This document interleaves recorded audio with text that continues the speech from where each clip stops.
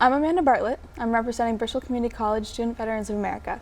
Today I'm interviewing Mary E. Goff on Monday, September 11th, 2023 at the Fall River Community Media Studio at Bristol Community College in Fall River.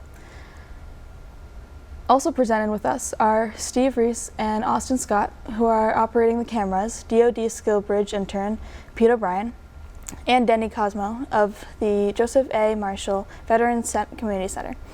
This interview is being conducted for the Veterans History Project at the Library of Congress.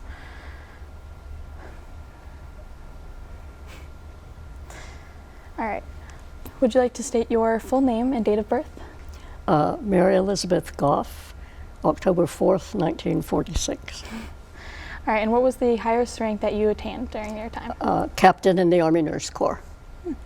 And what war and conflict did you serve in, and where did you serve? I served in Japan during the Vietnam War, taking care of the guys that were injured coming home. From there, I went to Fort Bragg, Ethiopia, and NATO headquarters. And what time did you serve? I'm sorry? What time did you serve? From 1967 to 1975. Right. And can you tell us a little bit about why you entered the military and how you entered? Well, I grew up in a large family. There were 5 of us children. My oldest sister was in Penn State, and 3 more children were going to be headed to college. Right. I lived in a small farming community, and I wanted to be a nurse, number one, so I joined Hammond Hospital School of Nursing. Our second year there, an Army recruiter came and said to us, "We need nurses. We'll pay you $100 a month your senior year if you promise to give us 2 years." I thought, that's a pretty good deal. Now, one of the girls raised her hand and said, "I just have one question. Will we go to Vietnam?" And the recruiter said, "Absolutely not. You'll never set foot in Vietnam." It was kind of like a liar, liar, pants are on fire moment. After graduation, 4 of us joined. We wanted cars, and I would be able to pay for my last year of nurses training, making it a little bit easier for my family. We joined, we went to basic training. After basic training, I ended up in El Paso at pediatrics for about 4 months. I got orders to the 249th General Hospital in Japan, and my 3 friends, indeed, went to Vietnam. I spent hours and hours trying to get my orders changed, and they said, "No way, Jose. They said, you'll have the same experience, but not under hostile enemy fire." Right. Which actually was true. Wow. And so your first time was in Japan, correct? I had about 3 months in El Paso at pediatrics after basic training, and my first overseas assignment was at the 249th General Hospital, one of 2 1,000-bed hospitals in Japan that received the wounded from Vietnam. Wow. And how did you enjoy your time there? It's difficult to say enjoy. I worked on a building that had 4 units, 60-bed units on each building, right, or each unit. I worked mainly on the orthopedic ward. We also had ENT, maxillofacial, trachs. In 1 hour, I took care of more trachs than a nurse today will probably ever take care of in her lifetime career. Right. So to say I enjoyed the tour would not be appropriate. However, of my entire career in the Army, it's the tour that's right here.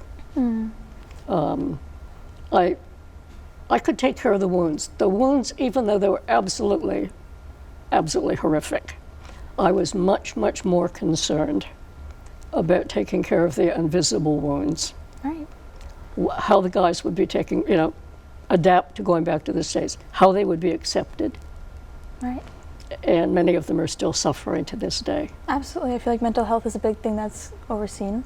And we didn't have psychologists we could talk to. So how many times have you experienced that? How many people have you come in contact with that were suffering from things that people didn't notice? You mean now? Now? Even Now, back then? people don't know. They're starting to realize Right. I know from after I got out of the service, I spent about a year in the intensive care unit at Pawtucket. But in the military, you do so much by yourself, not necessarily under the direction of a doctor, that it was a little bit frustrating, shall I say. So I went into long-term care because they need rock star nurses too. Right. And I adapted to it well, although my military bearing, still, if something needed to be done, it needed to be done, and it needed to be done right. Right, absolutely. And I loved it. But of all the tours, the one in Japan definitely is one that I treasure most. Right. And how was your time in Ethiopia afterwards? Ethiopia, well, from Japan I went to Fort Bragg. Right. And I lived in a small apartment complex with a whole bunch of guys. Whole bunch of guys. A whole bunch of guys. Young, respectful. They loved their Army nurses. I had one helicopter pilot, medevac pilot, that I became very close to. He had done 2 tours, and he used to tell me what happened in Vietnam. Right. My second year in Fort Bragg, 6 of the guys that I knew my first year there were killed in Vietnam. Wow. At that point, I just said to myself, I've got to get away from the military, as far away. And, I always wanted to experience different cultures. Of course. And I kind of did a little research. I thought, oh, there's a hospital in Asmara, Ethiopia. How cool would that be? They probably don't even salute over there. My father had always told me, the Army will absolutely never give you what you ask for. Of course. And I was at a seminar in D.C., and it was time to update my dream sheet where I want to go. The old dream sheet, you'll get used to that. And I put 3 places in Germany because I knew I was due for an overseas assignment again. And then under comments in big black letters, I put, please, please, please do not send me to Ethiopia. The girl that was beside me, a public health nurse in the Army, looked at me and said, why are you doing that? And I said, because Dad said she did the same thing. My first morning in Ethiopia, she and I had coffee together. And we became very, very good friends. Wow. So I basically, I wanted to experience different cultures, but I also wanted to escape from the traditional military. I'm sure you did. I mean, how many people did you become like family with down there? In Ethiopia, they were all family. Oh, that's amazing. We had snail mail. Not until I was in Belgium did I have routine mail. Right. In Japan, I got a letter once from my mother saying the service was well attended. We'll take the flowers to the old folks' home, et cetera, et cetera. And I didn't know who had died. Right. About 3 weeks later, I got a letter saying one of my grandparents had passed, which had been written about, a month before. It also happened in Ethiopia, which was, I knew it wasn't a parent or a sibling. That probably was the hardest part, but really the people you were stationed with were your family. The only time I ever got homesick was when I left Ethiopia. Wow. And I cried on the plane all the way. I cried on the plane. I sat with one of the lab techs. He said, "It's going to be okay." I cried. I fell in love not only with the people. All of my off-duty time in Ethiopia was spent with the Peace Corps. So I really, really had the experience. That's so amazing. I mean, you build such a family on these trips. Even with the patients, I'm sure you established so many good connections and stories. Well, in Japan, the patients were your family. Right. Rank to me, and I'm sorry all you colonels, et cetera, out there, as a nurse, rank meant nothing to me. Right. And some of the nurses actually kind of sort of lorded it over us second lieutenants, but they learned that we had a lot to offer. No, your patients were your family. I spent a lot of my off-duty time just going back to the ward and talking with some of the patients with more serious injuries as to how were they going to be accepted when they went back to the States. And that's the hardest part, is you never know what happens to them after. Only once did I find out what happened to them. And that's a story that I told at the Athenaeum that I will not tell here. It's on the Athenaeum Media Archives. Right. Wow. But they were your family. I was concerned, like the guy who had 19 years old, a 4-year full scholarship to the Ohio State to be a quarterback. And he lost his throwing arm. And he had a chip on his shoulder, justifiably. Understandably so. But he was much better off than many. I sent him on air and through the acute neurosurgical ward because I wanted him to see that worse things could happen. And he didn't speak to me for a couple of days. He was not very happy that I did that. He finally came to the nurse's station and I said to him, listen, don't say anything. I said, you might not be able to throw a football for Ohio State, but I said, you've got a brain. I said, you've got an awesome personality. I said, I can see you mentoring young kids so that someday they could fulfill their dream. And did it work? I don't know. I hope it did. Right. Wow. And so even in that story, and even the stories that you've told me prior, you've always had very tough love. You've always been very, very confident in yourself. I mean, have you always been that way, or were you? Oh, absolutely not. Absolutely. If my teachers from high school saw me now and knew what I was doing, they wouldn't believe it. I was quiet. I was mousy. I would edit the yearbook. I would, cheat senior prom, all that. But don't put me in front of a microphone. I was very, very quiet. And I seriously don't know when I changed. I often said when they injected us with the 6 different things down at Fort Sam during basic training, must have been a shot for aggression. For aggression. I mean, that's good though, especially when you come in contact with a lot of the doctors. I feel like there must have been some that were difficult to get along with. I was not afraid to step on toes if I knew I was right. Right.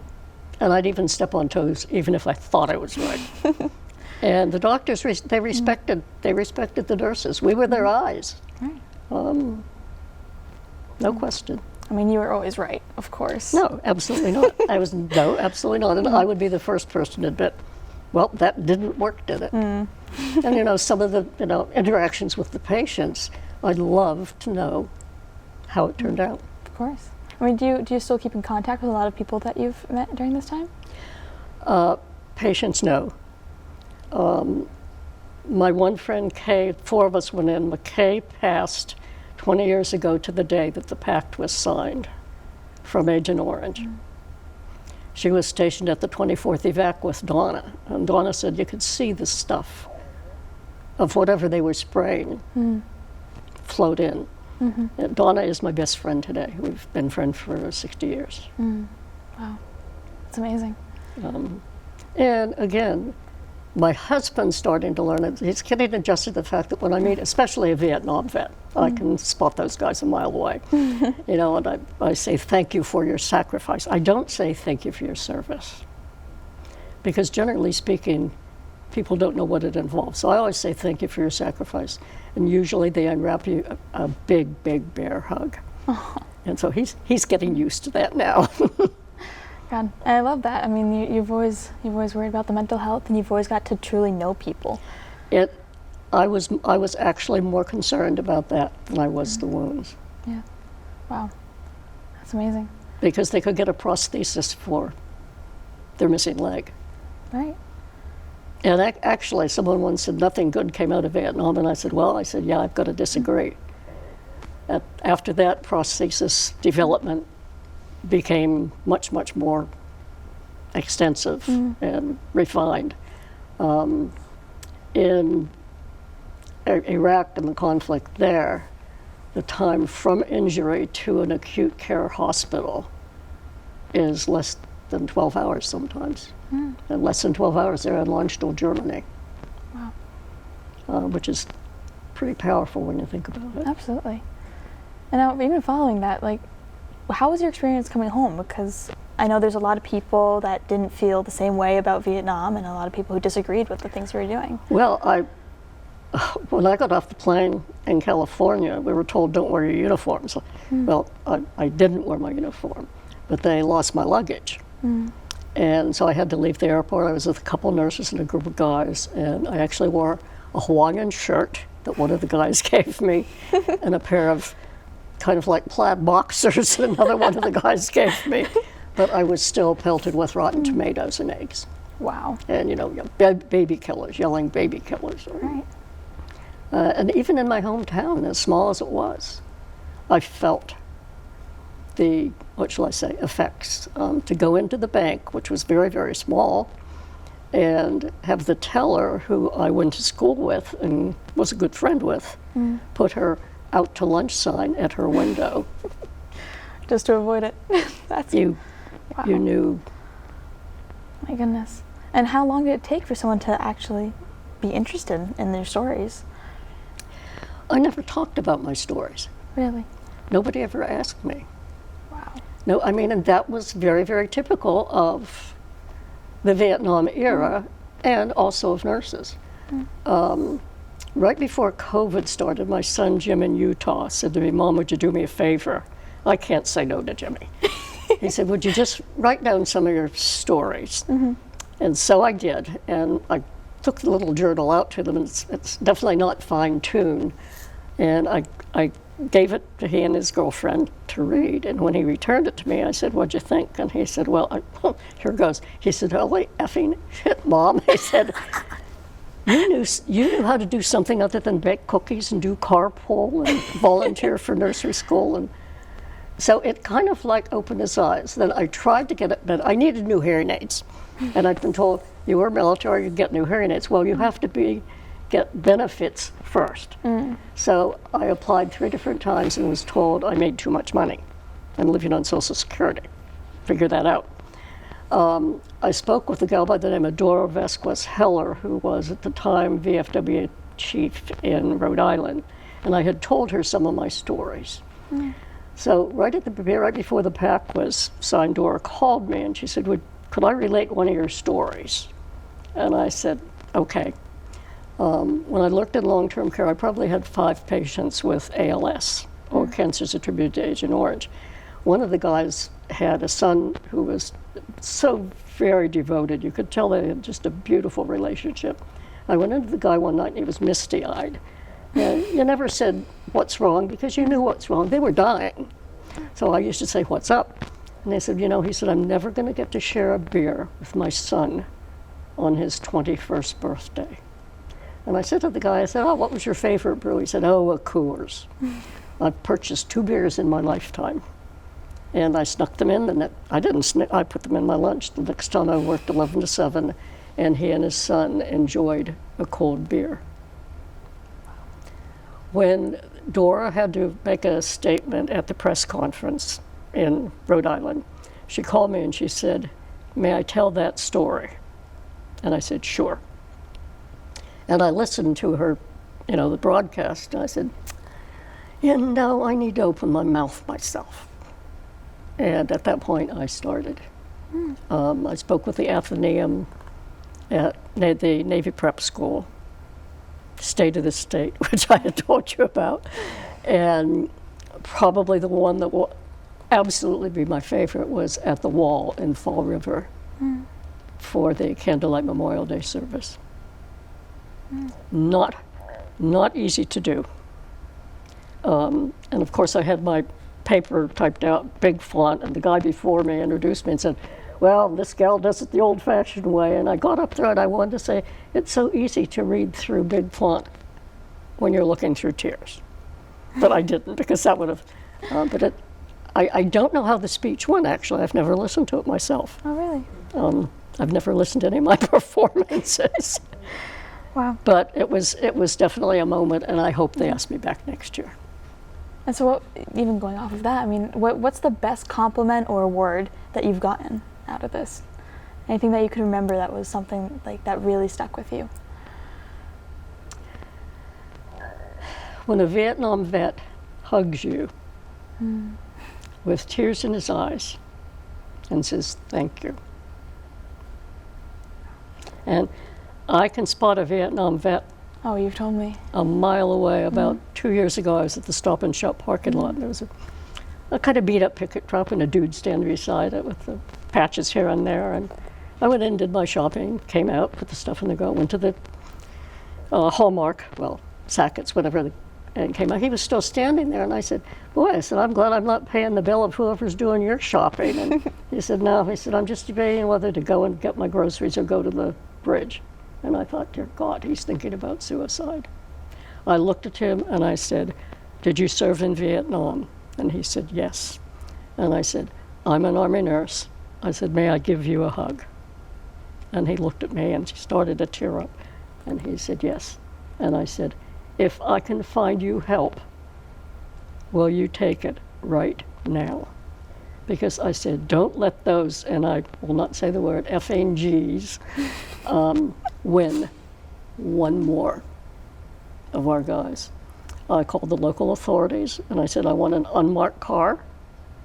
And I told them why. And of course the policeman came and I said, do I need to take your badge number down? In other words, don't tangle with me, you're taking this guy where. And I wanted them also to arrange transport for his vehicle to a safe place.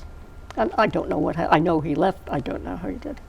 Wow. But people really aren't aware of, they're just becoming aware of the effects that PTSD, homelessness, the homeless population, 60% of them are Vietnam vets, and men and women included.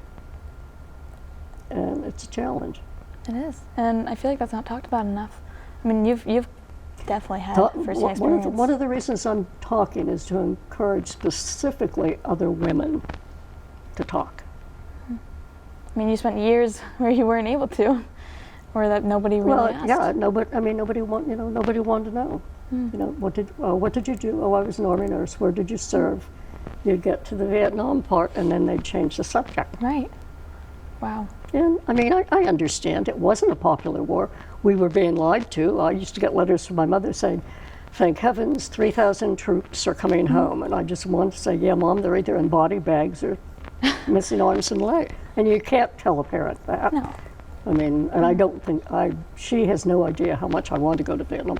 I actually tried to get reassigned from Japan to Vietnam, but they said absolutely not, because in Japan you are considered part of Vietnam. They would send me to Korea. No, I didn't want to go to Korea. I wanted to go to Vietnam, and they absolutely refused. Wow. So they sent me to Fort Bragg instead, and that was okay, because that was a big growing experience for me. Absolutely. I started out for 6 weeks on male orthopedics, and my work was done before 8 o'clock in the morning. So I set up in-services, different programs and stuff.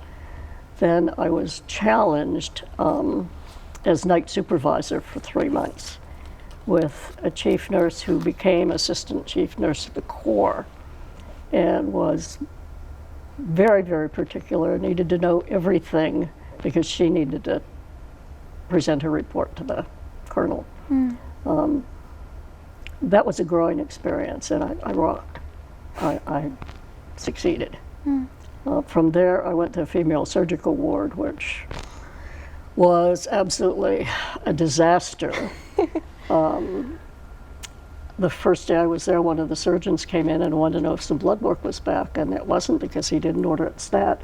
He took his chart rack and he just flung it on the table, and it landed on the floor. And my ward clerk went to get it, and I said, don't touch that. I said, he's going to pick that up tomorrow morning. And of course, my civilian nurses got shaking because then nobody had really ever confronted these guys.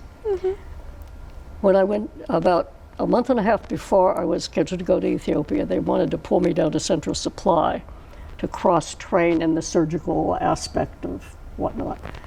And I got called back into the director nurse's office. She said, you have been nothing but a royal pain in to me the last 24 hours. Like, well, what did I do wrong? Every single one of the doctors stormed her office and demanded that they not remove me from that position. Because people loved you so for it. I knew I had rocked, and I did receive a recommendation from the assignment, which I read it, and it was like I did what I'm supposed to do, but I did some extra things. I set up a program where women having major surgery, ileostomies, mastectomies, could get suggestions and the advice from other people. It did not exist at that hospital, so I reached out to the civilian hospital and got support that way.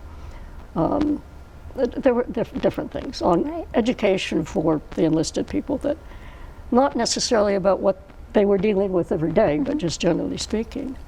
I mean, you did a lot of things people wouldn't. I mean, could you tell the story about the time with the pregnancy? The one with the husband and the wife. Well, short and sweet. In Japan, a young captain had massive perineal injuries. He had ileostomy, which drained his bladder. 2 doctors and 3 nurses had done his treatments. I had just done his IV antibiotic during the night, so we talked about home and what his wishes were. And he had just gotten married, and they wanted to start a family right away. But he did not want to leave a widow or an Army kid without a dad. And so they deferred consummating their marriage. And he kept talking about this, and I could tell he was just such a lovely person. Well, I had never done his dressing. I was just told severe perineal injuries. And I went to do his dressing the first time, and he said, first he asked me for a mirror, and I said, look at this face. I said, seriously, I don't have one in my purse. I said, what have they told you? Well, they said, it's clean and dry, there's no such sign of infection, and it will take a long time to heal. I removed the dressing, and absolutely, my first thought was, I am going to kill the doctor and nurse that told him that. He no longer had a penis or a scrotum. Wow. And I said, well, they were right, it's clean, there's no sign of infection. I said, it's going to take a long time to heal. I said, but I said, most guys lost arms and legs in Japan. And he just looked at me and he said, that's what I was afraid of. But I went back later that night. I got a bottle of wine from the O Club, which I used to do every once in a while. And we split the bottle of wine, and I said, just remember, I said, it just takes a sperm to make a baby, but it doesn't have to be your sperm. This was way before artificial insemination was brought, and being Catholic, the Pope probably is jamming me now for even making the suggestion. We talked probably for 2 hours that night, and he finally kicked me out because I was climbing Mount Fuji the next morning. When I got back, he had been sent back to the States. When I was in Ethiopia, I got a letter. No return address, but it was a picture of about an infant and about an 1.5-year-old boy. And on the back, it just said, our adopted son just turned 1.5 years. This is our daughter. And on Thanksgiving, all of the guys had gotten together, and one of the guys had announced that they were pregnant again. And of course, this always kind of was like a sad, happy but sad thing. And the guy looked at him and he said, all it takes is a sperm, at which one brother went upstairs, got a jar. And all of the boys contributed. He went through the kitchen and grabbed the turkey baster. And he said it was smaller than bigger than a medical syringe. But a year after that, his wife gave birth to a little baby girl, and they named her after me. Oh. Which was absolutely. The only thing I regret is that he didn't put a return address on, so that I could keep in touch and say, how is he going to explain the facts of life to anybody? But that was really the only guy that I ever heard from. Right. And you've made some amazing connections. You met your husband during this time, right? I'm sorry, yeah, I met my husband in Ethiopia. Wow. He went to Walter Reed. Tough Steno did an internship at Walter Reed and directly to Ethiopia. He never had combat boots. He never had dog tags. He never had the military experience. But yeah, and we got engaged when I was in Belgium. And then got married when I was at Fort Gordon in the same chapel that my parents had gotten married at. And the couple that stood up with us were Becky, the nurse from Ethiopia, and Pierre, who just happened to live a couple of hours away. So we had the family that we needed. And of course, my parents were fine with it. Jim's parents, I know, were fine with it. Wow. So that was kind of cool. So are there any stories that you think of like you really wanted to tell, like something that's really important to you? There are lots of stories with the Peace Corps. But I think instead, I've said rank doesn't mean a lot to me in the medical field. When I was in SHAPE headquarters in Belgium, at NATO headquarters, we had I was head nurse in the multi-service ward, but they always pulled me to obstetrics if they got very busy or if they needed the coverage for the day. And we had a young couple come in. She was 38 years old. It was either her 7th or 8th pregnancy. And she had never carried a child to full term. She had had 3 late miscarriages, which 7 and 8 months, which today a baby could be saved. My heart absolutely broke for her. She said, if only my husband could just be with me. And I thought, you told the right person.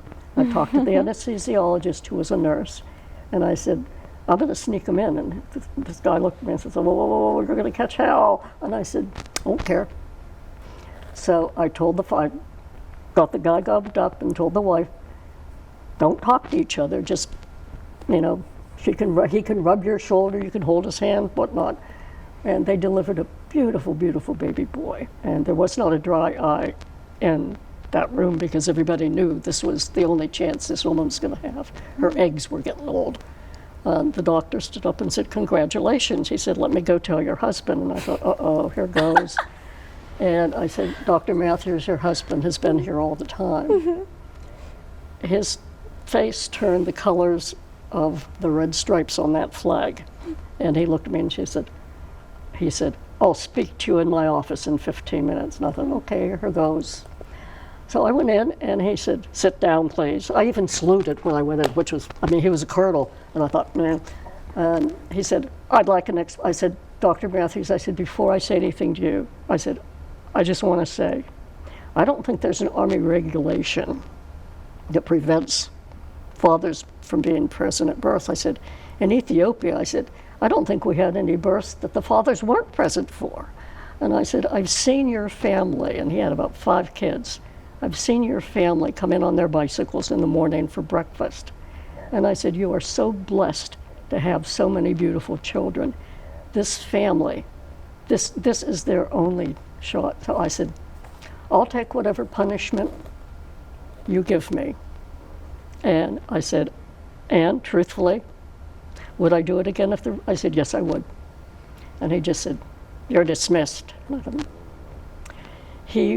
I left, he wrote me a letter of appreciation and recommendation. And we maintained contact. He ended up chief in Tripler. We maintained contact until he died. And he finally did let women's husbands into all of his delivery rooms. But he said he hadn't gotten to the stage where husbands could stay for a C-section yet. And I wrote back to him and I said, oh, you'll get there. So that was kind of a cool moment. But I never let, we were all medical people working together. I respected doctors. Of course. But without nurses, they were up a creek without a paddle. Wow. How do you carry any of this into your life afterwards? Like sorry? After your military career, have you had anything that you kind of felt like was influenced by everything you've learned? Has that anything come back to you? Just general momentum. If something needed to be done, it needed to be done, and it needed to be done right. Right. If there was a reason why you couldn't do it right, let me know, and I would help you so it was done right. That didn't change. Oh. Someone said I must have put big girl panties on someplace along the way. Got the big girl panties. I said, as I say, they must have injected me something in basic training. How was basic training? Basic training was, I'd like to say it was a waste of 6 weeks. Oh, yeah? We learned, working in the emergency room after I graduated before the service, the interns there let me do a lot and taught me a lot. We learned how to march. We learned how to salute. We learned the Alpha, Bravo, Charlie, Delta, Foxtrot, etc. alphabet. We learned how to do a tracheostomy on a goat. Wow. Which, even in Vietnam, a nurse would not be the one doing the tracheostomy. This would be done in the field by a combat medic. 99 chances out of 10. So I didn't really, absolutely, we learned how to read a map. They dropped us out in the desert, gave us coordinates, and we were supposed to end up at a tent. My friend Donna was in tears because she gets lost today. It was raining. I was thrilled it was raining because I knew there wouldn't be rattlesnakes running around, and that was my fear. And they had like a MASH unit set up with the guys coming in with the tags. And I irritated one doctor because I had this one tag, and the doctor says, well, give him 2 grams of ampicillin IV. And I asked the kid if he was allergic to anything, and he said penicillin. And I thought, oh, great, And the doctor looked at me and he said, this is just pretend. And I looked at the doctor and I said, I take pretend seriously. To me, basic training was 6 weeks when the 4 of us could be together. Wow. And have fun. We took horseback riding lessons. After happy hour, we saw a sign that said riding lessons free at the stable. So well, why not? I had never had an alcoholic beverage before basic training, and I probably had something like a brandy Alexander because it was maybe like cocoa or something. But we got there, and this old colonel pointed this field of horses, and you pick up the one with the red blanket. And I'm thinking, you've got to be kidding me! You expect me? I did not like horses. He actually at the end had us going over jumps, and I know we all did it because we had been to happy hour first. But the basic training really was the last time that we knew we could go. And of course we met other friends, other people there. About my first, I call it climbing season in Japan. One of the girls took leave in Japan, and she called me on a Friday and said, hey, I'm in Tokyo, what should I do? I said, you should come to the 249th, let's go climbing this weekend. So we climbed Mount Fuji together. How was Mount Fuji? Oh God, it was frustrating to see some of these 99-year-old Japanese people without stopping. It was funny to see some of the young guys that smoked, absolutely realizing smoking definitely affects you. It absolutely was, it was a fun climb. It wasn't hard. They had little ryokans along the way where you could stop and get refreshments. And then at the top, you slept in one big room on tatami mats and got up to watch the sunrise. It was fun. It was fun. We always climbed with couples, not boy-girl couples, just couples. I did climb one more time, one of the Walter Wonderfuls, as we used to call the girls from Walter Reed, who kind of like she followed me around like a little puppy dog, and she was just soaking up the knowledge. She was having a hard time knowing that I was getting ready to go because she kind of considered me a sister figure. And so I said, let's climb it again. I said, I'll climb it again. She said, you're crying. I said, no, I'll climb it again. So we had a good. I have to say, I was blessed in one way. When I arrived in Japan, they always had a spaghetti dinner in the dorm to meet the new nurse. And first they said, sleep for 8 hours, we'll wake you for dinner. And I went in and there was a gal stirring the spaghetti sauce. So Peg said to me, Irish, turn around, I want you to meet the new nurse. And this nurse turned around, and it was like, I don't know who was more shocked. Nancy had graduated from my school of nursing the year ahead of me. So it was kind of like having a sister there. We were friends, but not palsy, not all the time. We did things together.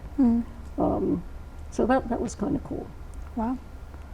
I mean, there must have been some more fun things that you've done. I mean, what did you do to keep yourself entertained? It was such a busy environment. In Japan? In either. I mean, in between patients? In Ethiopia, I was out with the Peace Corps all the time. Of course. I was places that actually I absolutely was not supposed to be. That I didn't care. You never got lost, so that's good. Oh, I wouldn't say that. I got off track a couple of times. I got off track a couple of times.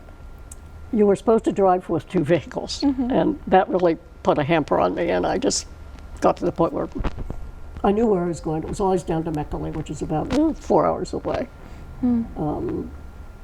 In Japan, entertainment, the Officers Club. Thursday nights they had what was called F Troop, which was a couple of nurses, dietitians. We get the small room, and any officer patient that could come was welcome. And we had one guy that he'd lost one leg, and he was feeling very sorry for himself, but he seemed to be kind of stuck up, and I think he needed to be osmosed into some fun. And he said, no. He said, I'm not doing that. I said, we've got wheelchairs. It's not as though you have to hop on one foot the whole way. I used to harass him like that. So he did come. I said to him, I said, you'll never come. I said, if you did, I said, I'd drink champagne out of your combat boot. Because I said, you don't have any better use for it anymore. And so he did come, and he brought his combat boot, and I was stuck. And so the waiter brought out this bottle of champagne, and I looked at the label, and I said, oh, no. I knew nothing about wine. Nothing. I knew nothing about what's good champagne or what. I went, oh, no, number one. And the waiter went back out, brought another, I like this. And I did. I drank champagne out of his combat boot. And he came and did it taste out of the combat boot. I'm not a champagne drinker, so it was like, but he came back to the rest. He came back and he actually had fun. I had one, I guess you could call it tango. One thing that really kind of irritated me, I was on the orthopedic ward. When dignitaries would come, they never came to my ward. They didn't want to see blood and guts. And I mentioned this to Dawn, and she said, well, she said, Pat Nixon came to the 24th, but they just sent her to the malaria ward. And I went, go figure it. So they would interrupt my day. You had to make sure everything was clean, no urinals sitting out, and absolutely nothing. And my supervisor came in one morning and said, look, Lieutenant Hamilton, the dignitaries will be here. This floor is disgusting. You need to buff it, get it buffed. Well, the Papasan had been off, and it was the weekend, so indeed it could use shine. And the patients kind of spiffed the place up that could, because you use patients to help when you could. Well, I didn't have any patient that had enough extremities to run a buffer, so I went to the medical ward. There's this older dude vegged out reading. I said, hey, Sarge, I said, the a-holes from the States are coming, and I went into my dissertation about, they don't want to see blood and guts, yada, yada, yada, yada. And I said, but we've got to go. I said, would you mind putting down the book and get your butt over and helping run the buffer? So it was over there having an absolutely, zooming around, and all of a sudden my supervisor, Lieutenant Hamilton, why do you have the colonel buffing the floor? And I thought to myself, holy shit, I'm in trouble. All of a sudden, bless his heart, he swung that buffer around, almost knocked her over, and repeated word for word what I had said to him. So, and then after that, she did a U-turn and left. He finished his job. They did not come to my floor. He went back over to his place, and of course my guys said, that wasn't very fair. We could have done it. And I said, fine. I said, do it. There is nothing funnier than seeing two guys, one with a left leg and one with a right leg, running a buffer. The unit was totally trashed. Everybody was laughing so hard, there were tears rolling down our cheeks. Horrible. And I stood there and I said, I think I just had a therapy session. And it was the best thing for the guys, because a lot of them said afterwards, wow, that was really cool. But they absolutely trashed the place. Ironically, when I went to Fort Bragg, and I never remembered the guy's name, I always called him Colonel Buffer. And I had told this to one of the guys at the pool, the chopper pilot, and he invited me to a reception. And there was a line that you had to go through. Well, it turned out to be a reception honoring a new first-star general. And I got into the door where I could see it, and I was like, no way, that's Colonel Buffer. He had gotten his first star. And I went through the reception line, and General, I talked in this small, sexy voice. Just thank you, and God bless you, and protect your troops. And he looked at me, and he said, I know you from someplace. And I said, I will always call you General Buffer, and to this day. So I have no idea what his real name was, but he was really cool. He was really cool, but he really, it's like, I could not have gotten in trouble with that. He just was so beautiful. And again, the guys, they needed an outlet, and that was the outlet. I mean, going into nursing for your first time, how did you do with like the blood and the guts? I mean, did that take a lot of, adjusting to being able to be with that? Or did that never bother you? No, it didn't for me. My best friend, Donna, was petrified to inflict pain. And they told her, they said, buck up, we're going to get out. My issue in nurses training, I could never balance a chemistry equation. I couldn't in high school, I couldn't in nurses training, and I'm kind of like a couple of my kids. If it's something I'm not going to use, why learn it? I ended up getting extra help from the chemistry lab technician who had 5 kids and asked me to babysit one night. So I babysat for him, and that was my extra credit. So I never really had trouble adjusting to that. Wow. So what were some crazy cases you've had? Have you seen any patients with just something insane going on? Mentally or physically? Well, the guy without lost his manhood. And I said, Charlie usually takes arm and legs. I said, he one-upped you. And that's exactly what I told him. That was probably the craziest. I was a good friend with the commander of medical holding, and he used to, sometimes parents would come in to be with the son dying, and I met this one woman one morning, and her husband was a colonel in the field, had seen the son. This guy had not one single scratch on his body, but the explosion basically had pulverized his brain, and they knew he was going to die. So she came over to visit. I spent some time with her, and actually I was going to climb Mount Fuji a 3rd time. A 3rd time? She said, that sounds so cool, but the cloud cover came in and we couldn't, so we spent some time together. She thought it was funny that I always wore Estee Lauder to work because guys with the eye patches, and I don't mean just a squirt, I mean one bottle. They could identify me. I didn't have to identify myself. At night, I always took jingle bells because if you've got guys with eye patients, or even you don't want to shake a GI to wake up for a medication, or you'll get cold cocked. I had one nurse that I actually You'll saw. Get hit. I mean, she ended up being facked out because he broke her jaw. Oh my goodness. And she was a Walter Wonderful, and she had been warned. So it all kind of like meshes together. I can still see different places on the ward. And remember, this guy was over in the 4th bed there. People talk about PTSD, and in World War II they called it shell shock. The typical, if a guy hears a backfire, he dives down to the dirt. I had one experience when our facility decided that they would become officially IV certified. So we all had to go to the class. I said, fine. I can start all of your IVs now. I can do your trach cure, but I'm game.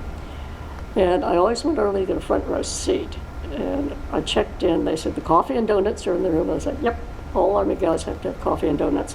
They said, nobody else is in it. I opened the door to the room, and within 30 seconds, my pulse went up to about 180. I was cold. I was clammy. I thought I was going to pass out, and I didn't know why, so I did a U-turn. I went outside, and I sat down. I thought, what just happened? And then I realized the tables in that room all had dummy arms for us to practice starting IVs on.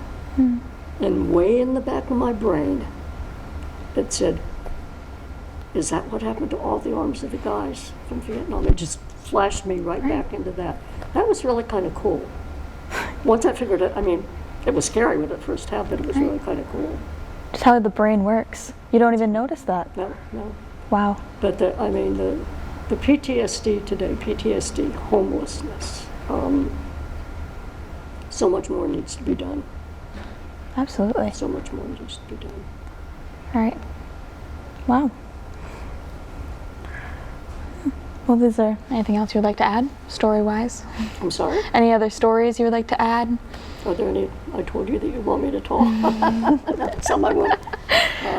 It just, I think, telling anyone that watches this that's served, I highly recommend starting to write your stories, especially women, because we were kind of the silent, I mean, people would say, well, I was a nurse in the Army, and then you just kind of dropped it at that. And once Jimmy started, Mom, write some of the stories, and then I'm fine-tuning them as I speak. I know there are a lot of people that don't realize that Fall River has its own Vietnam Wall. I mean, people that live in the area. It's half size as the one in D.C. It's the only other wall on the East Coast. And it's just such a peaceful place to visit.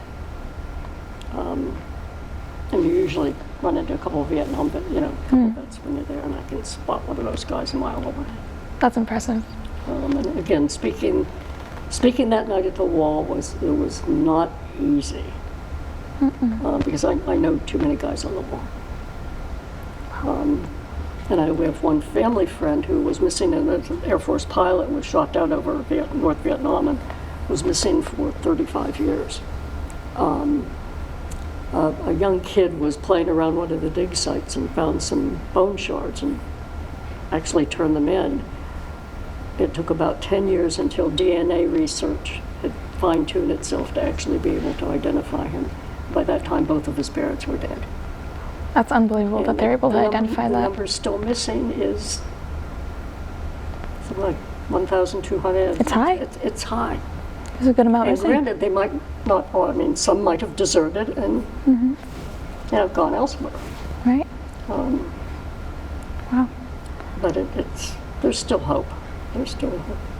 Yeah. But so much more needs to be done with assessing services and making it easier for people to get services.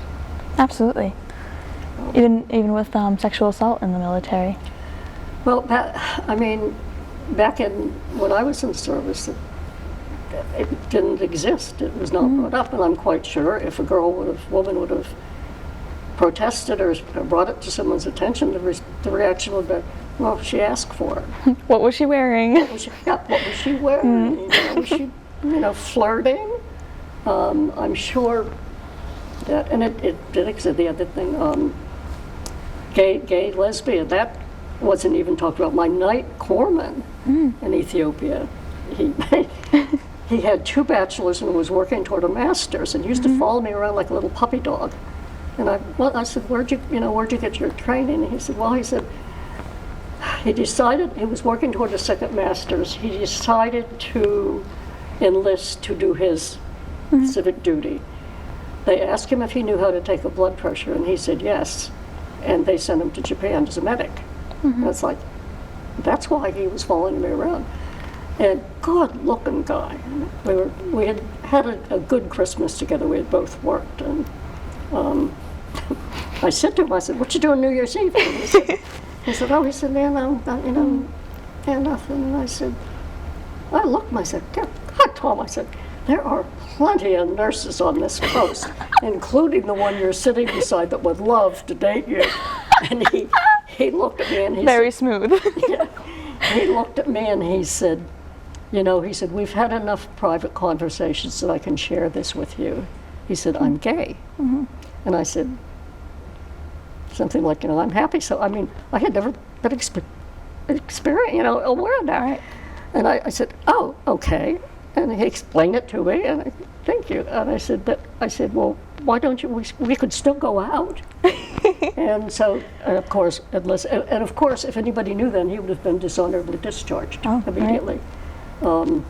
Officer enlistment, yeah. Yeah, so if there was some, like a kabuki theater thing or something like that, he would go out the back gate, grab a taxi, come to the front gate, and I would hail a taxi. And so we'd go to different things together. You were just breaking all the rules. No, no, no. You can't say too much, they might demote me while I'm Right. retired. I never really considered myself military. And that sounds funny because I very much was. I obeyed the rules. Of course. I did my job. Nobody had to tell me what to do. But you were there for the people. I mean, I was absolutely there. I was absolutely there for the people. for the experience and the people. That was I was there that's for the amazing. guys. And I mean, it's funny because once I got benefits, the first time I went to LL Bean, I knew they gave benefits, I think a 10% discount. Well, I did my transaction. I said, do you offer a veterans discount? She looked at me and she said, what service did your husband serve in? Oh. Bingo, exactly what I was looking for. Right. I looked at her, I said, excuse me, I said, my husband has absolutely nothing to do with this transaction. I said, I'm a retired captain in the Army Nurse Corps. I said, if you don't want to give females benefits, well, take my business elsewhere. You know, and I kind of joked about it, but the guy beside me looked at me, and he had finished his transaction. They had the $10 gift, $10 to use next time. He gave me his coupon, and I looked at him and I said, oh, that's not. And he said, yes, it is. And he was waiting outside of the store for me, and when I said, thank you, that was really nice, and he said, well, he said, it's the least I could do, and he pulled up both of his pant legs, and he had 2 artificial limbs. Oh, He had served in Vietnam. wow. It's just even people that you never even met. It's just one big family. It is one big family, there's no question about that. That's amazing. And, I mean, the many people I met during my service, if one of them knocked on my door, they'd be welcome. Right. That's something that people who've never served will never understand. That's just such a connection. No, they absolutely will not. Wow. That's amazing. So I recommend to you Active duty. active duty. Right. And are you happy with picking the Army? Like you enjoy that branch? Oh, absolutely. Well, I couldn't pick the Navy because Navy did not want you unless you had a degree. Big mistake on the Navy's part. I never really considered the Air Force. My favorite uncle's sister was was in the Army Nurse Corps, one of the first, either first or second, depending which family you ask, because they were promoted the same day, full colonels in the Army Nurse Corps. She was a nurse anesthetist. And when I'd be visiting my grandmother, if she was in the area, she would always stop off. And she wouldn't go tell me specific things, but she said, you will definitely have a life that you'll remember forever. That was the type of thing. And then you go to meet people. And when I did the honor flight, it was the first all-female honor flight in Rhode Island, and only the second in the nation. I met General West, who was a Surgeon General at the time, and nobody was talking to her, so I went over and introduced myself, and we talked for about 10 minutes about her family. And I said, just thank you for your commitment. All of the siblings were adopted, and all of them served. And I said, just thank you so much. And she looked at me, she said, no, she said, thank you, because it's the women of your generation that made it possible for the women of our generation now to have a smoother path. Wow. And just a charming. And she gave me her coin. Ooh, you got know coin. what coins?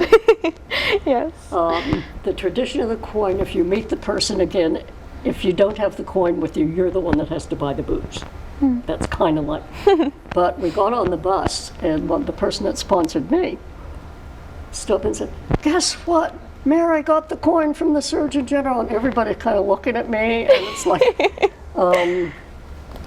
it was special. And of course, my grandkids think it's awesome. My grandson, actually, who's, oh dear heavens, 14, he saw I was reading the article in the paper advertising the honor flight. He said, oh, Mimi, he said, you have to apply. Yeah, so I did. Coincidentally, he was there when I got the phone call, and he said, Mimi, that's better than winning the lottery. Aww. They went to a Montessori program in Fall River that unfortunately doesn't exist anymore because of lack of enrollment. And every Veterans Day, they did an absolutely beautiful program through music, role play everything about all the wars. And I know very well there are people in that audience that learned from them. But he's very, very proud that his grandmother was in the Army, and it's kind of cool. That's cool. so sweet. So, I mean, do you have anything else to say about after your experience with the military? What kind of path did you go on? You got married? I got married, had 3 kids. Had 3 kids. My daughter is a social worker in Maine. My son, who has the 2 grandkids, are the best grandkids in the world. I was blessed when they were very young. They had to live in D.C. for 3 years for my daughter-in-law's job. And I moved down with them for the whole 3 years. And someone said, well, didn't you miss your husband? And I said, well, not as much as I would have missed the grandkids if they wouldn't have been across the street. And then my youngest son lives in Utah. Oh. And wow. I mean, it's definitely easier to keep in touch than it was back then. I mean, how did you contact home back then? you didn't. It's snail mail. Right. The only time I was able to contact him was when I was in Ethiopia. I always read my letters, my home mail in the social worker's office. He's part of our family, and if I got bad news, I wanted him to be the one that was there to console me, shall I say. I got a letter from a mother saying, they think Uncle John's going to be okay. This was my favorite uncle. We did everything together when we'd visit in the summer and stuff like that. And of course, I immediately, tears of Jim Latham said, what's I said, oh, I don't know about Uncle. And he said, just a minute. And it was about 8 a.m. in the States. And he left and came back a bit. He said, I'll be back, don't go anyplace. He came back in about half an hour and he says, come on, we're going out to the satellite communication system. And I said, what do you mean? He said, well, he said, I've arranged for you to talk to home. And I said, he said, who do you want to call now? We only had one phone in our house, and it was a party line. And if my mother answered, my mother would immediately start to cry, and it would be a wasted call. And she'd probably even forget to say, hey, Mary's on the phone, my father. So I will call my grandmother, because I knew that she had just come home from church. So she answered, and I said, Grandma, this is Mary. Oh, Mary, where are you? I said, I'm in Ethiopia, but you have to say over instead of putting a period at the end of a sentence. So talking for about 15 minutes, it was absolutely hysterical. She updated, Uncle John's going to be okay. It was about over. Just have this conversation with an 85-year-old. It just was beautiful. And I never actually asked my parents what they thought about me calling Grandma instead, although they would have been okay with it. But you didn't. It was snail mail. It was entirely snail mail. Right. And it was erratic. Wow. Without question. I mean, like you said, though, leaving Ethiopia after, I mean, that was like the hardest missing home that you felt. My heart, I mean, I seriously never got homesick for my birth family. Right.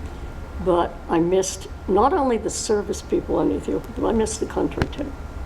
I was never known as a tourist. Tourist ladies dressed in Abercrombie and Finch or LL Bean.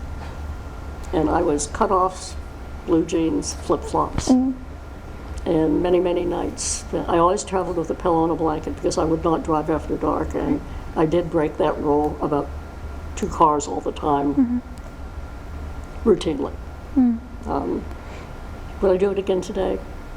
Probably yes. Although maybe, so it many nights, like, I wouldn't drive if it got dusk, so I'd just sleep in the car. Well, of course, you had a couple little kids come around and oh, lady, come see my family. And usually I'd end up eating the meal with the family, sleeping one night there was a zebra skin. I don't know what the other words, and I woke up in the morning, there were 4 little Ethiopian kids cuddled up to me. And they were like an extra family, and I went back to the same places over and over again. Wow. Because I did a lot of outreach, health-wise, to supplement what the Peace Corps guys were doing. Right. And that's amazing. I mean, having the opportunity to explore new places and new cultures. As I say, that was my thank you for what I did in Japan. No question about that. Wow. Could you imagine your life without the military in it? I would have stayed in the military. Really? Absolutely. But my husband was not of military mind and wanted to set up a dental practice in Rhode Island. And okay. Okay. And it's interesting now because he sees me with a family that I have not been in contact with, my military family. Right. And as I say, he's getting used to the fact that a complete strange guy can come up and give me a big hug and kiss. And There's something that happens. And he's good about taking me. Well, he brought me today. My car's showing. I'm getting a new car. I had a little fender bender, and my 10-year-old RAV4 is being replaced. Oh no. Which is okay. And as I said, well, at least when my grandson gets, he'll be driving in 2 years. He'll have a newer car to use. But no, he's very, very supportive of what I do. That's amazing. He's very supportive because he knows how much it means to me, and he's learning about what I was, BJ, before Jim. Right, before Jim. Oh, that's amazing. Well, is there anything else you want to add before we finish up? Just thank you for the opportunity. Yeah. I texted my daughter this morning and I said, just think, I said, once I'm 10 feet under, I said, if you want to know what I talk like, you can just go to the National Archives. She texted back, and then I said, I didn't even have a glass of wine before I talked to her. We tease about that. She said, well, if you ever get, social work, if you ever get nervous, just have a glass of wine before you talk. No glass of wine this time. No glass of wine. Too early for wine. Yeah, it's too early. No, it just, I'd really like to stress how much telling my stories. Number one, writing the stories. Writing is a big part. That way it can be passed down. Writing the stories, and I have used some of the stories as a basis for when I speak, and I realize that I'll fine tune my long-term memory's scary. I don't know. It sounds pretty good. Well, no, I mean it's scary good. It is scary good. It's scary good. I could say the guy with. Well, we used to, with no extremities, we used a very crude term, a weeble. You know what those are, those little dolls that are round on the bottom that just...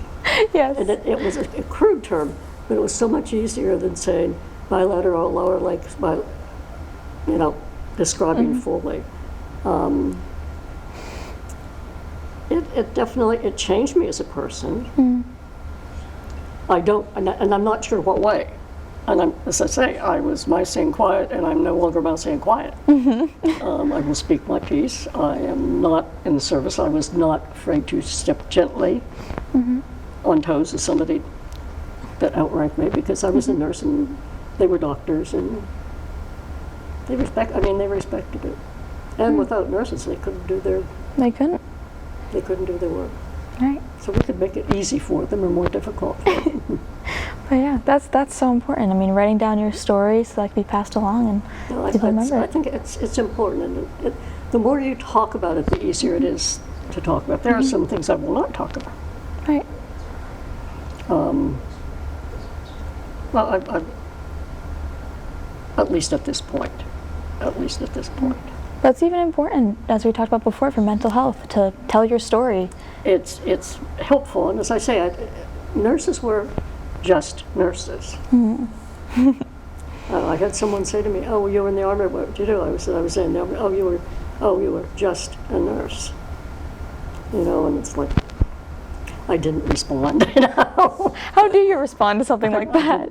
I didn't respond. But the respect that the Vietnam vets have for the Army nurses, because they know what you did, is absolutely. You were there for them in more ways than one, more ways than just healing. Without question. So I encourage you to think about going active duty. Sounds amazing. Think about the spots you could go that you would normally never go to. And the family you create. And the family you create. And I talked to a Navy nurse that was docked outside of some little island. I said, how long ago? They were there for 3 or 4 weeks. I said, did you get off the ship at all? She says, nah, there wasn't really anything. I thought, opportunity missed, opportunity missed. I mean, all you have to do is go to a small health clinic in some of these little way off places. We turned Ethiopia over to the Navy.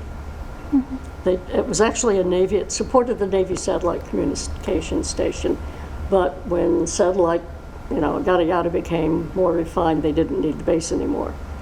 And we were not happy. We weren't ready to leave. And I don't really think the Navy was really aware of what they were getting into.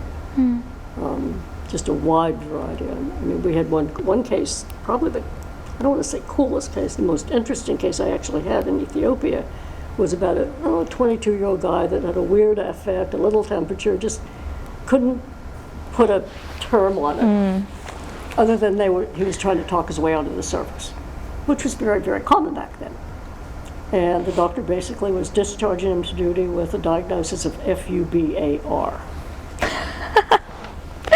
And I was talking to the guy that night, and if someone's awake, I'm in talking to them. And I said, you're being discharged. I said, good luck. I said, I'll be going down to Kenya a couple of... And could you explain what FUBAR is? Can you explain what FBA? Do you know what it stands for? I know what it stands for. No, absolutely not. Carry on the story. Fucked up beyond all repair. I hear chuckles from behind the... he said to me, I said, we're going down to Kenya on vacation. And he said, be careful if you go into some of the markets. He said, those little guys, he said, they have these little teeny monkeys. And he said, one of the little bastards bit me. He said that, and the blood in my body turned cold, because I'm saying to myself, he has all the symptoms of early rabies. The doctor came in that morning. I said, hey, listen, I want you to do a spinal tap on him right away, George. Blah, blah, blah, blah. And George said, well, why? He's FUBAR. I said, George, and I told him he was medevaced out to Germany that night. He died 5 weeks later from rabies. And it's kind of like, I didn't, George said, well, are you going to tease me about that? And I said, no, George, I said, we work together. I said, but I just have one question. I said, how are you going to amend your record? I mean, that even shows how important it is to have those relationships with patients and with the people you're with. It is. And that's I think my 3-year nurses program, 3 months were spent in a psychiatric facility, working with all types of patients. And so it gave you more of an in-depth to the abnormal, or what could be a little bit askew, than if I would have gone to a 4-year college and taken a course in psychology and a course, and of course all of our actually academic or psychology, sociology, chemistry, anatomy, physiology were all courses taught by Penn State University teachers. So they were credit courses that I could have used if I would have ever pursued my degree. Wow. Which I thought about for a while, but didn't. Yeah. Well, I mean, even today, there's a lot of opportunities coming out of the military. Absolutely. I mean, you enlist, and military is paying for my college. That's why I'm here. Yeah. So. Well, I highly suggest going active duty for a little bit. It sounds very interesting, especially from your stories. We had actually our Techikawa Air Force Base in Japan brought us a lot of our patients. A lot of our patients. The only time we did not get evacs was if we were expecting dignitaries. Because they didn't want the dignitaries to come under a ward with too much hustle bustle and whatnot. And that was sometimes a challenge, because you got the guys in with the probably one of the funniest things that happened to one of I used to call them Walter Wonderfuls. this younger gal and I went in to get our mail one day, and they'd gotten about 5 evacs, and if I went in, I'd offer to do, can I do this? You always had to do a first dressing check.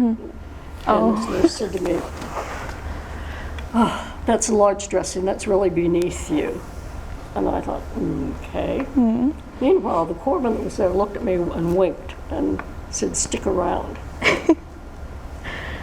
She went to do the dressing, and I knew exactly what was going to happen because I could smell infection. She took off this big butt dressing, and it was dressing? It was full of maggots. And she spewed all over the patient, all over the floor. Now, there are 60 guys in this room. Her name was not Margaret, but they called her Captain Maggie after that.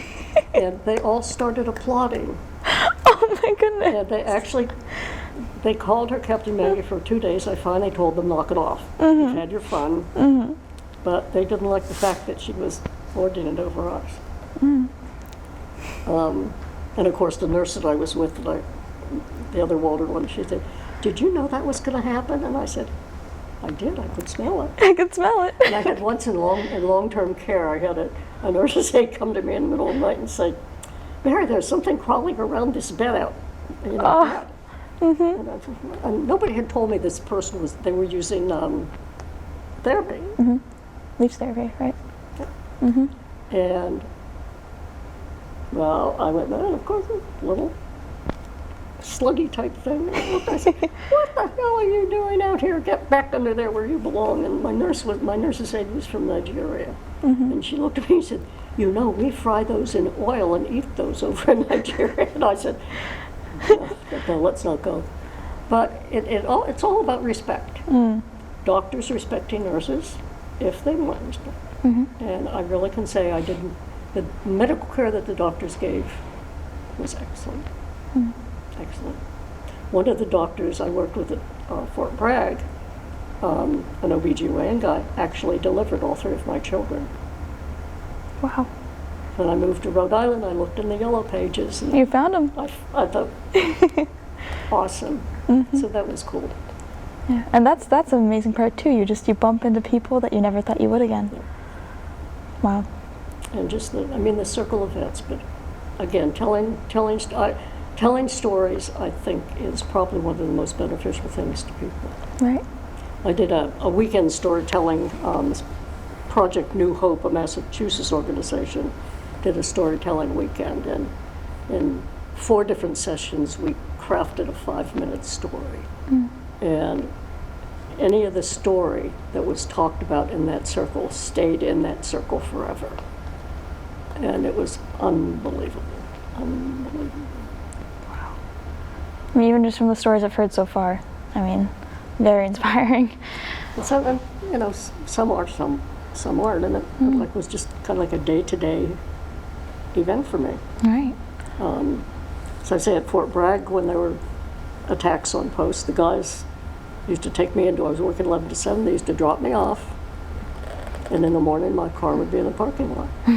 Although one morning, while I was giving a report to the colonel, with the person who parked their little Falcon in the general's parking lot, please remove it now. Okay, which one of the jokers did? But it was a good career.